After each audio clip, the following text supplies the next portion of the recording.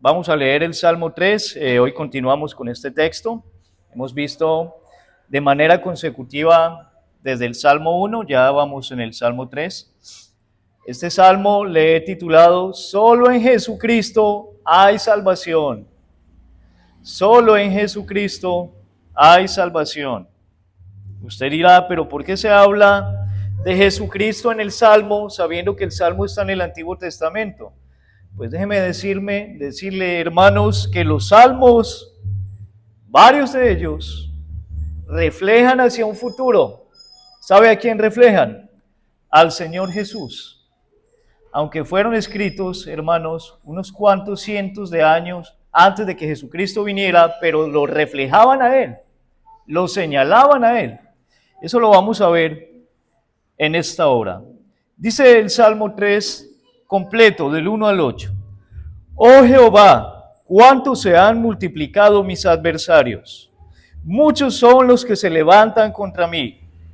Muchos son los que dicen de mí, no hay para él salvación en Dios. Mas tú, Jehová, eres escudo alrededor de mí, mi gloria y el que levanta mi cabeza. Con mi voz clamé a Jehová, y él me respondió desde su monte santo. Yo me acosté y dormí y desperté, porque Jehová me sustentaba. No temeré a 10 millares de gente que pusieren sitio contra mí. Levántate, Jehová, sálvame, Dios mío, porque tú heriste a todos mis enemigos en la mejilla. Los dientes de los perversos quebrantaste, las salvaciones de Jehová, sobre tu pueblo sea tu bendición. Hermanos, este salmo fue escrito cuando David huía de Absalón. Mire el título de este salmo. El título original del salmo no es el título que está en negra grande.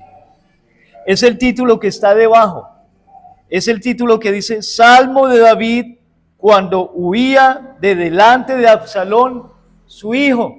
Ese es el título que contenía la versión original, el escrito original del Salmo. El otro fue el que pusieron los editores de sus Biblias, que generalmente dice oración matutina de confianza en Dios. Ese lo pusieron los editores de nuestras Biblias, pero el título que dejó David fue Salmo de David, cuando huía ¿de quién? De delante de Absalón, su hijo. Nada más ese título ya nos dice bastante.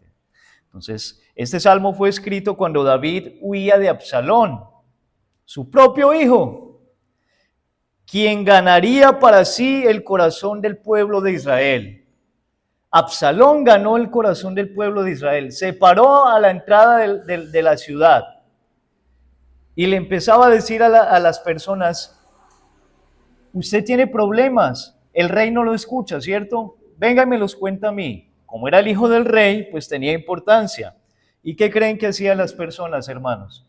Le contaban sus problemas al hijo del rey y así se empezó a ganar el corazón y los besaba, dice la Biblia, los besaba, les abrazaba y los besaba y así se empezó a ganar el corazón del pueblo de Israel en contra de su padre David. Eso fue lo que hizo el propio hijo de David, se ganó el corazón del pueblo. Además, ¿saben qué hizo Absalón? Una deshonra pública delante de su padre. En aquel entonces era común, no lícito delante de Dios, pero era común en la cultura tener varias esposas. Por supuesto, el rey, pues era el que primero iba a tener más esposas. ¿Qué hizo Absalón? Pues Absalón se acostó públicamente con todas las mujeres de su padre, lo cual era una deshonra. Imagínense, hermanos, que el hijo de David tomó a todas las que eran sus esposas, sus concubinas, y delante de a los ojos del público del pueblo de Israel, se acostó con ellas. Eso lo narra la Biblia, es decir, deshonró a su padre. Además, Absalón perseguía a su padre con el fin de matarlo. Piense por un momento en eso, que su propio hijo se levante contra usted y lo persiga para matarlo. Pues eso era lo que quería hacer Absalón, matarlo, y quería quedarse definitivamente con su reinado y con el poderío de su padre. Un reinado pues tiene poder, ¿sí? Absalón quería quedarse con todo y empezó ganándose al pueblo y se acostó con las mujeres de su padre hasta que finalmente se armó, consiguió gente y empezó, hermanos, a perseguir a su propio padre. David estaba en una situación muy compleja, como posiblemente todos como seres humanos atravesemos a lo largo de nuestras vidas de una o de otra manera. Puede que nuestros hijos no se levanten a matarnos ni nos vayan a perseguir, pero estoy seguro que todos atravesaremos situaciones adversas en nuestra vida. ¿O me equivoco, hermanos? Todos en nuestra vida vamos a atravesar situaciones adversas de una o de otra manera. David la atravesó en este momento de esta manera. Su propio hijo se levantó en contra de él. Sin embargo, hermanos, quiero llamarles la atención respecto a algo. Y es que al leer este salmo, esta situación que David está viviendo no fue simplemente una providencia adversa común y corriente, es decir, un problema que todos tenemos posiblemente en nuestras vidas. No. ¿Sabe por qué David estaba viviendo esta circunstancia, hermanos? ¿Sabe por qué? Porque fue la consecuencia de su pecado. Fue la consecuencia de su pecado. ¿Por qué creen que Absalón, el propio hijo de David, hizo todo eso contra su padre?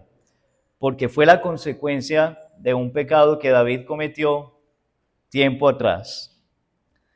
David vivió una serie de duras calamidades que le sobrevinieron a partir de su adulterio. David cometió un adulterio y fruto de eso se le vinieron una serie de calamidades a manera de consecuencia de su pecado. Mire lo que dice, por ejemplo, 2 de Samuel, capítulo 12. Hermanos, yo lo leo para que avancemos un poco. Usted no se detenga, por favor, escuche y escriba. Igual va a quedar grabado. 2 de Samuel 12, 10 dice: por lo cual ahora no se apartará jamás de tu casa la espada. Le decían a David el profeta cuando cayó reprendido por su pecado. Por lo cual ahora no se apartará jamás de tu casa la espada, por cuanto me menospreciaste y tomaste la mujer de Urías Eteo para que fuese tu mujer. Lo primero que le llegó a David es que no se iba a apartar de la casa de él, ¿qué? La espada, es decir, David por todos lados iba a tener guerras. La espada no se iba a apartar de la casa de David como consecuencia de haber menospreciado a Dios y haber adulterado con aquella mujer, la mujer de Urías Eteo. 2 de Samuel 12, del 11 al 12 dice: así ha dicho Jehová, he aquí yo haré levantar el mal sobre ti de tu misma casa. ¿Cómo que de tu misma casa? Es decir, de tu misma familia. Y tomaré tus mujeres delante de tus ojos y las daré a tu prójimo, el cual yacerá con tus mujeres a la vista del sol. Porque tú lo hiciste en secreto, mas yo haré esto delante de todo Israel y a pleno sol. ¿Sí se dan cuenta, hermanos? Es decir, esto que Dios le estaba diciendo, ya David en el Salmo 3 lo está contando como una consecuencia. ¿Por qué? Por su pecado, por su adulterio. No se queda ahí, hermanos. 2 de Samuel 12, 14. David finalmente manda matar a Urías Eteo, toma a esa mujer, Betsabé, que era la mujer de Urías Eteo, y en el momento en el que David adulteró, ella quedó en embarazo. 2 de Samuel 12, 14 dice: mas por cuanto con este asunto hiciste blasfemar a los enemigos de Jehová, el hijo que te ha nacido ciertamente morirá. Otra consecuencia, ¿cuál fue, hermanos? Que ese primer hijo que nació de Betsabé y David en su adulterio, ¿qué creen que le pasó a ese niño? Murió como consecuencia del pecado de David. 2 de Samuel 15, del 13 al 14, también nos dice algo al respecto. Dice: un mensajero vino a David diciéndole: el corazón de todo Israel se va tras Absalón. Entonces David le dijo a todos sus siervos que estaban con él en Jerusalén: levantaos y huyamos, porque no podremos escapar delante de Absalón.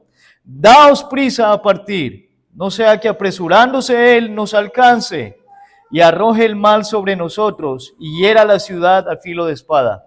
A David le tocó escapar de su propio hijo. Hermanos, ¿ustedes creen que David ya se había arrepentido de su pecado? Sí, hermanos. Sí, David ya se arrepintió de su pecado. Eso lo podemos ver, por ejemplo, en 2 de Samuel 12:13. Dice así la Biblia, 2 de Samuel 12:13. Entonces dijo David a Natán, pequé contra Jehová. Y Natán, que era el profeta, le dijo a David, también Jehová ha remitido tu pecado, no morirás. Es decir, David se arrepintió y ¿qué hizo Dios? Le perdonó su pecado efectivamente, hermanos. Eso lo vemos también, si usted desea mirarlo en su casa, en el Salmo 51. Si usted sabe, el Salmo 51 fue escrito justo cuando David pecó, pero en su arrepentimiento, cuando Natán lo reprendió y le dijo, querido David, usted fue el que pecó, mire, este hombre que le quitó la corderita al hombre que tenía solo una corderita, es usted pecó contra Jehová. Entonces David escribió el Salmo 51. Miren el título original del Salmo 51, al músico principal. Salmo de David, cuando después que se llegó a Betsabé, vino a él Natán el profeta, es decir, ya David se arrepintió. Salmo 51, versículo 1 al 4 dice, ten piedad de mí, oh Dios, conforme a tu misericordia, conforme a la multitud de tus piedades, borra mis rebeliones, lávame más y más de mi maldad y límpiame de mi pecado, porque yo reconozco mis rebeliones y mi pecado está siempre delante de mí. Contra ti solo he pecado y he hecho lo malo delante de tus ojos, para que sea reconocido justo en tu palabra y tenido por puro en tu juicio. Hermanos, David se arrepintió. David se arrepintió. ¿Y qué promete Dios con aquel que se arrepiente de todo corazón? Perdonar. Perdonar. Sin embargo, el pecado trae consecuencias. Y esas consecuencias se podría decir que tienen vida propia. Es decir, aunque Dios perdona, ¿qué perduran? Las consecuencias. Justo eso era lo que David estaba alcanzando, o lo que había alcanzado a David más bien. Poco tiempo antes de morir, sí sabía que cuando Absalón se levantó contra David, fue poco tiempo antes de él morir, le quedaban por ahí unos 5 o 6 años antes de morir. Hermanos, y justo en ese momento, ¿qué le alcanzó a David? La consecuencia de su adulterio. Pasaron bastantes años de ese suceso, pero la consecuencia le alcanzó. Entonces, aunque Dios le perdonó, ¿qué dejó él? Las consecuencias. Dios perdona, hermanos, y Dios olvida nuestros pecados, los arroja al fondo del mar, dice la Biblia. Pero, queridos hermanos, las consecuencias de los pecados perduran. Vamos a desarrollar esto entonces. Esto simplemente era la introducción. De lo primero que queremos hablar, hermanos, son los versículos 1 al 2 del Salmo 3.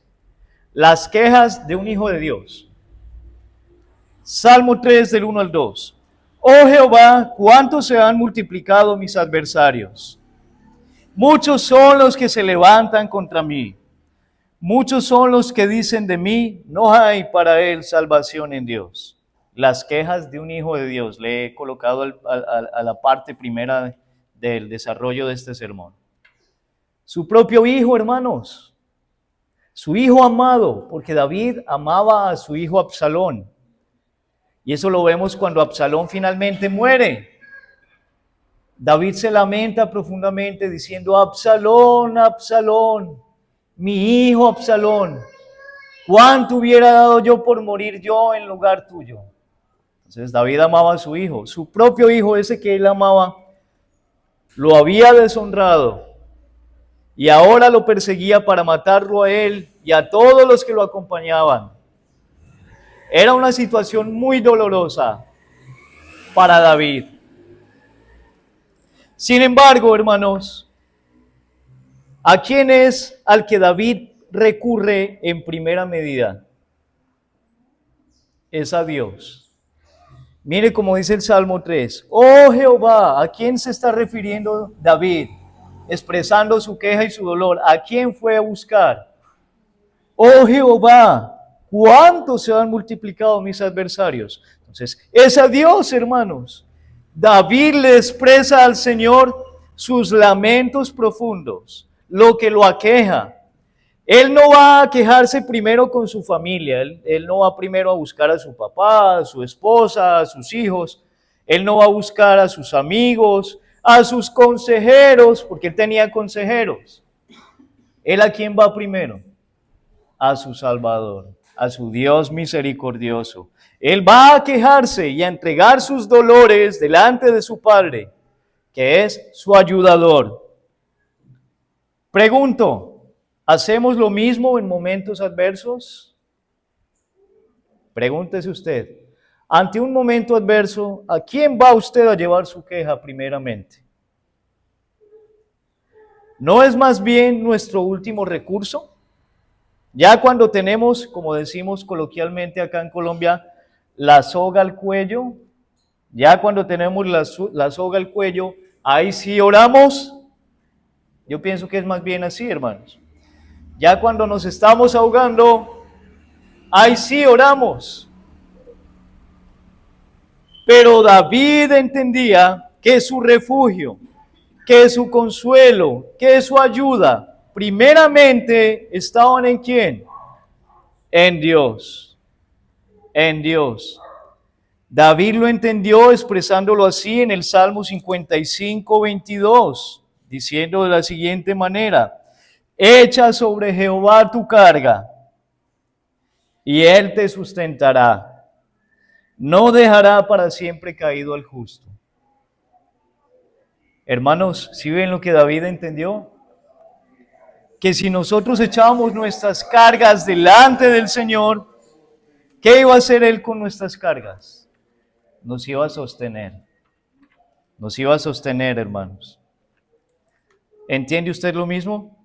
¿Entiende usted que si usted echa sus cargas delante del Señor, Él lo va a sostener? Dice Primera de Pedro 5, 7, hermanos, algo que también entendió David, aunque se escribió mucho tiempo después de eso. Echando toda vuestra ansiedad sobre Él, porque Él tiene cuidado de vosotros. David tenía ansiedad y carga. ¿Qué carga más pesada que su propio hijo lo perseguía para matarlo? ¿Les parece, hermanos? Colóquese en el lugar de David por un momento.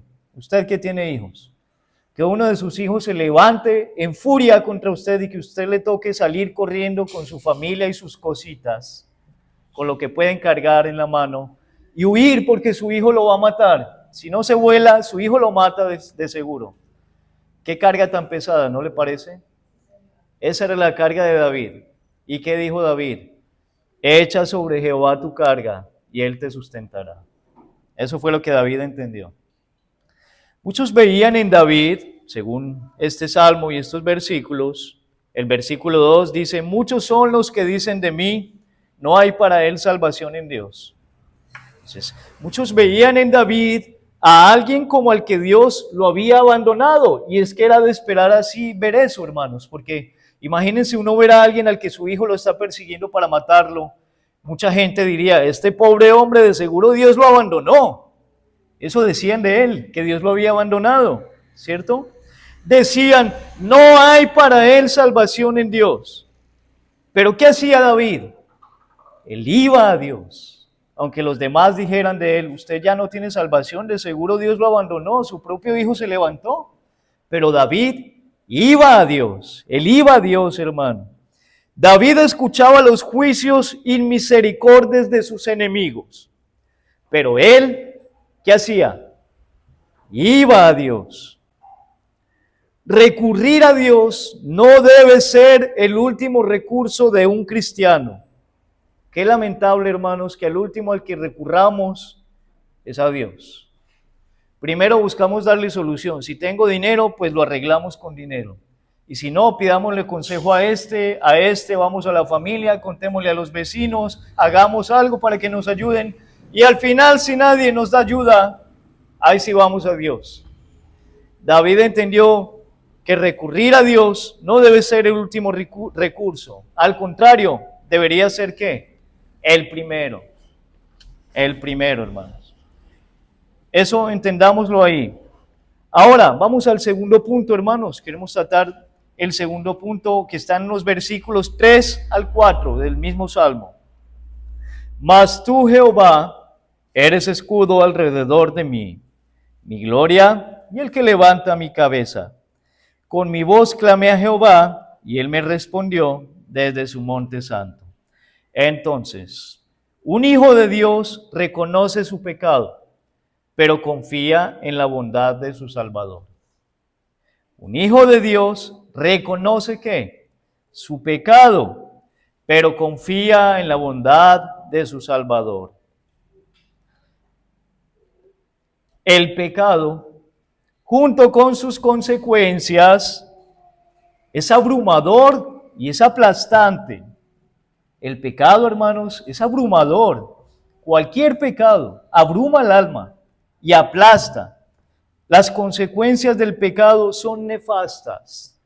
Y escuche esto, todo pecado traerá como consecuencia la muerte, la aflicción y el dolor. Todo pecado. No hay pecados grandes y pequeños, todos traerán ¿qué? Consecuencias. Y casi siempre la consecuencia del pecado es muerte, aflicción y dolor. David mismo lo padeció, eso lo vemos en 2 de Samuel, capítulo 15, versículo 30, dice la Biblia.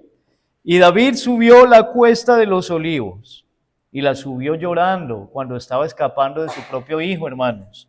Dice, subió la cuesta de los olivos y la subió llorando, llevando la cabeza cubierta y los pies descalzos. También todo el pueblo que tenía consigo cubrió cada uno su cabeza e iban llorando mientras subían.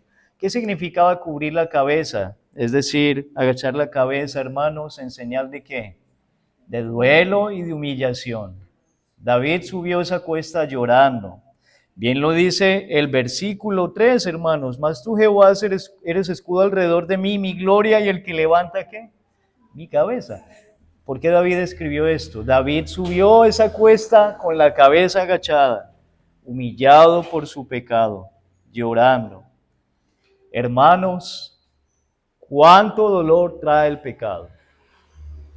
Nosotros somos necios porque somos advertidos que el pecado duele, trae dolor, mas sin embargo, pecamos deliberadamente. Pecamos deliberadamente. El pecado trae dolor. Pero hermanos, nuestro Dios es bondadoso. Y aunque las consecuencias del pecado nos cerquen y nos rodeen, dice la Escritura que Jehová es escudo alrededor nuestro. Solo dice el versículo 3. Mas tú, Jehová, eres escudo alrededor de mí.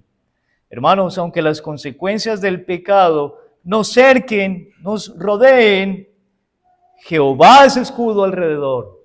Es decir, ¿dónde está nuestro Dios? Delante, detrás, a la derecha y a la izquierda. Jehová es amplio en perdonar a todo el que se arrepienta. ¿Se escucha esto? El Señor es amplio en perdonar a todo el que se arrepienta.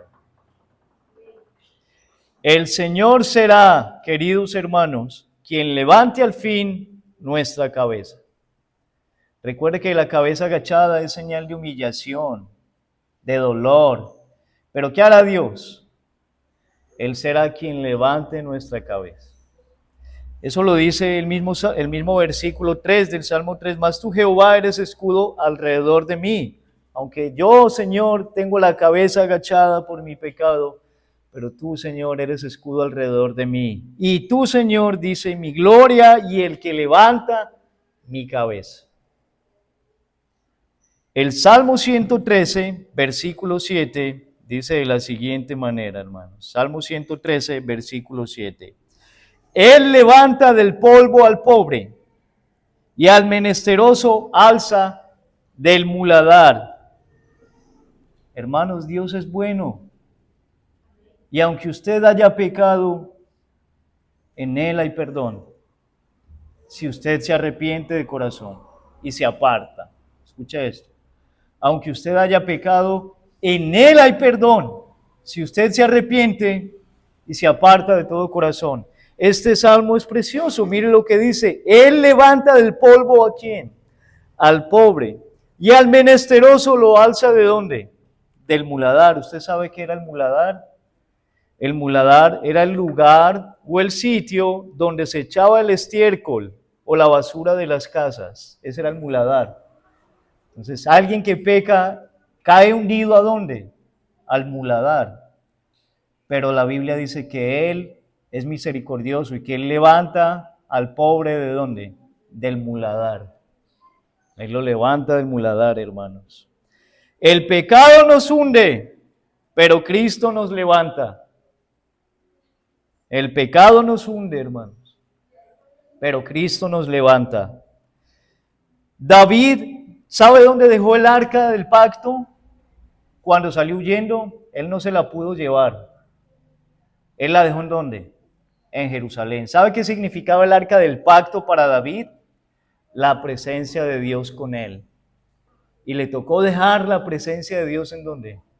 En Jerusalén. Será el arca del pacto. Imagínense el dolor que David, un dolor adicional, su propio hijo se levanta y lo persigue a matarlo. Ahora le tocó dejar la presencia de Dios, lo que significaba, simbolizaba la presencia de Dios ¿en dónde? Atrás, en el camino, le tocó dejarla en Jerusalén mientras él salía corriendo con toda su familia. Pero él, David, alzó su voz desde su corazón. ¿Y qué sucedió? Dice la Escritura que desde Sión, allá donde quedó el arca, el Señor le escuchó. Eso lo dice el versículo 4. Con mi voz clamé a Jehová, y Él me respondió ¿desde dónde? Desde su monte santo, el monte de Sión, que fue donde Él había dejado el arca del pacto.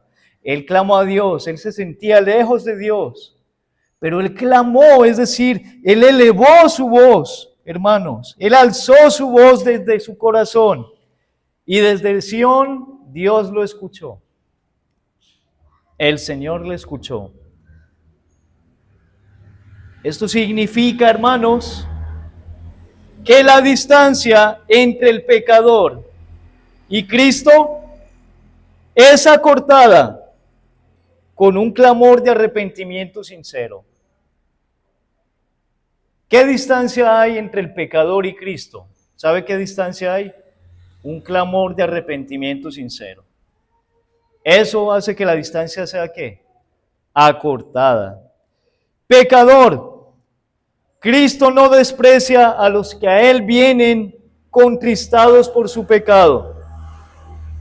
Cristo no desprecia a los que a Él vienen arrepentidos. Escuche lo que estoy diciendo. ¿Quién aquí no es pecador? Todos pecamos. Hoy es la invitación para usted, para que venga a Cristo arrepentido de sus pecados. Dice la Escritura, hermanos, que Él recibe a todo el que a Él viene. Pero venga sinceramente, arrepentido de corazón. Dios lo va a escuchar. Así como escuchó a David cuando estaba en angustia, el Señor le escuchó cuando él alzó su voz. Así el Señor nos escuchará hoy si clamamos a Él arrepentidos. Tercero, versículos 5 al 6. Yo me acosté y dormí. Imagínense por un momento el escenario, hermanos. ¿En qué momento fue que David escribió este salmo? Cuando estaba, ¿qué? Huyendo de su propio hijo, que lo estaba persiguiendo para matarlo a él y a su familia. Pero mira el versículo 5 y 6, dice, yo me acosté y dormí. Y desperté, porque Jehová me sustentaba. No temeré a 10 millares de gente que pusieren sitio contra mí. Este tercer punto, hermanos, un corazón arrepentido es un corazón confiado. Un corazón arrepentido es un corazón confiado. Pregunto, hermanos, ¿quién puede saber qué acontecerá en nuestra vida o a nuestro alrededor mientras dormimos? Usted se acuesta a dormir. ¿Qué puede saber usted lo que va a pasar? ¿Lo sabe? Nuestra vulnerabilidad se hace palpable en las noches. ¿Sí lo sabía? Porque usted en las noches queda entregado al sueño. ¿Y usted qué sabe de su entorno? Nada. Nuestra vulnerabilidad se hace palpable en las noches. Donde así usted duerma con un arma al lado o tenga en su habitación llena de cámaras, sigue siendo vulnerable y frágil, aunque duerma con un arma al lado. Yo espero que nadie duerma con un arma al lado, ¿no? Contra David venían más de 2,000 personas. Escuche esto. Contra David venían más de 2,000 personas persiguiéndolo. Absalón formó un ejército. Y no eran 100 personas las que venían persiguiendo a David y a su familia, eran más de 2,000. Más de 2,000. Dirigidos por su propio hijo, con el fin de hacerle daño a él.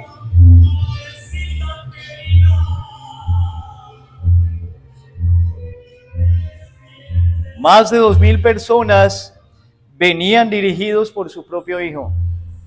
El general de los enemigos de David era ¿quién? Su propio hijo. Más de 2,000 personas, con la finalidad de hacerle daño a David y a los suyos.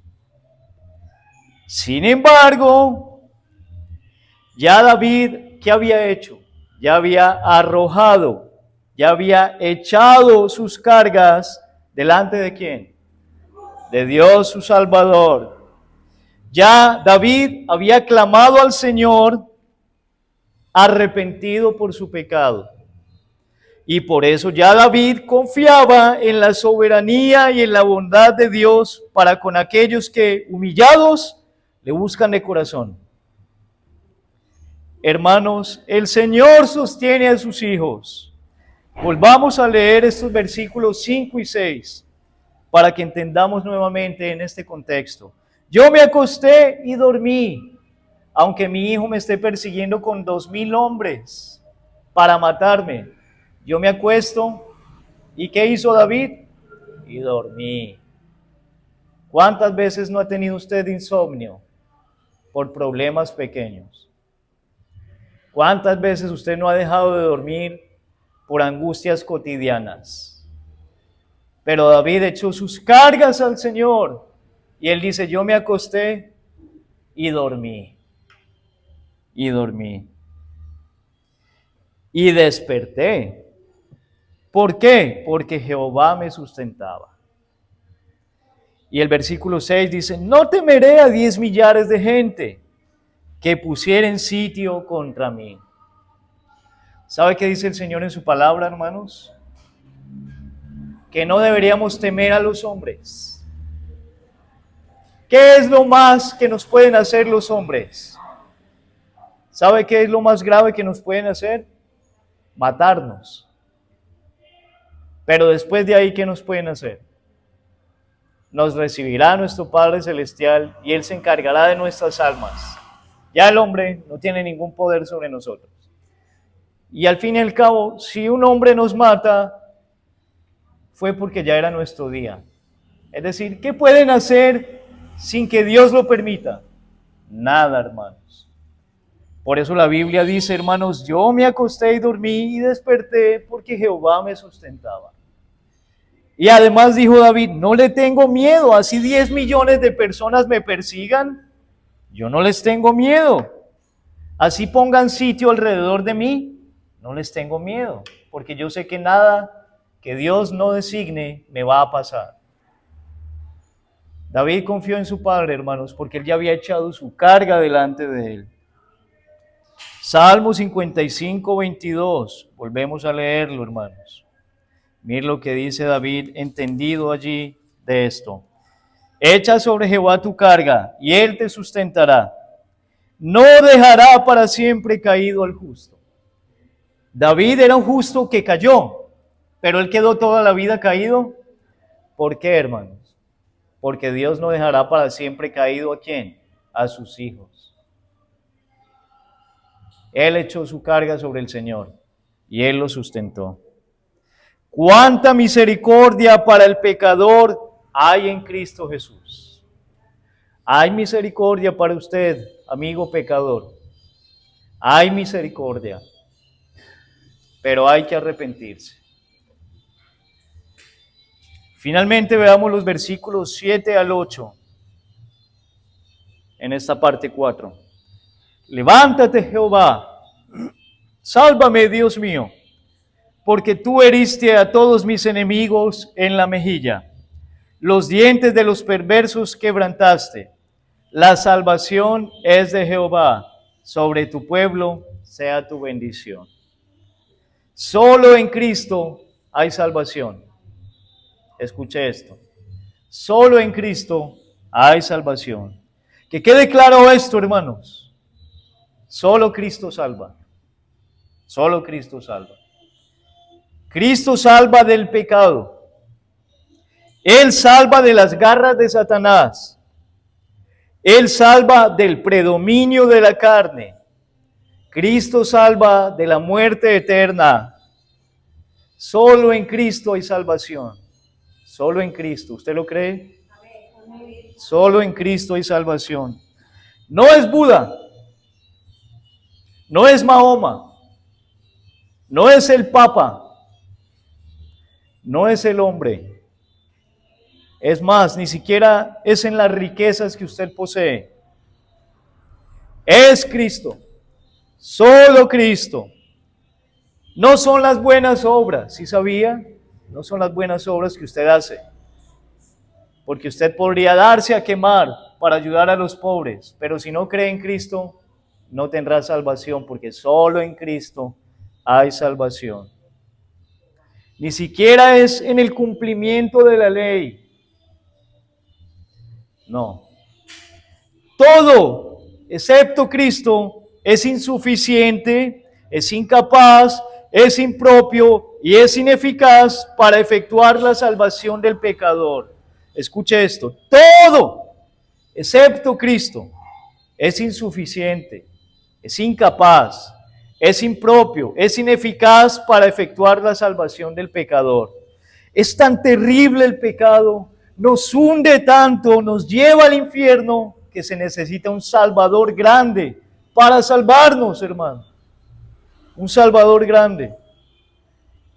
Merecemos una condena eterna y justa, pero, oh pecador, la salvación es de Jehová.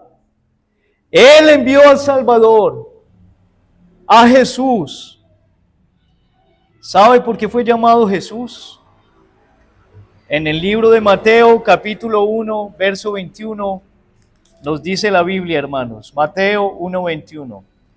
Y dará a luz un hijo, y llamará su nombre Jesús, porque él salvará a su pueblo de sus pecados. Solo Cristo salva, hermanos y amigos. Solo Cristo salva. Él se llama Jesús. ¿Por qué? Porque Él salvará a su pueblo de sus pecados. La pregunta ¿es usted de los que hacen parte del pueblo del Salvador? ¿O es usted de los que están en enemistad contra Él? Porque, hermanos y amigos, la bendición de su salvación solo se le dará a quienes hacen fila, a quienes hacen parte de su pueblo, de su pueblo.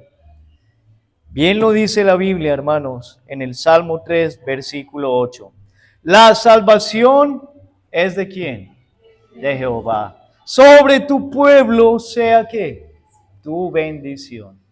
Queridos hermanos y amigos, solamente sobre el pueblo del Señor es la bendición de la salvación de Cristo. ¿Usted hace parte del pueblo del Señor o es parte de los enemigos de Él? Que Dios nos ayude, hermanos y amigos, para que veamos en Cristo a un Salvador suficiente, eficaz, poderoso para salvarnos, para sacarnos de las tinieblas y del fango en el que nos encontramos como pecadores y trasladarnos a su reino eterno en el cielo, donde habitaremos con Él para siempre y le veremos cara a cara, hermanos, cara a cara. La perdición eterna es estar completamente separados de Cristo, no veremos jamás su rostro. Qué dolor sería eso, hermanos, estar alejados de nuestro Señor por siempre. Ese es el infierno, hermanos. Pero Cristo salva a todo el que se arrepiente. Venga hoy a Jesucristo. Venga hoy usted, pecador, y arrepiéntase. En Él hay perdón. Él extiende los brazos para recibir a todos los que a Él vienen, pero si se arrepienten. Si se arrepienten, hermanos. Oremos entonces para terminar.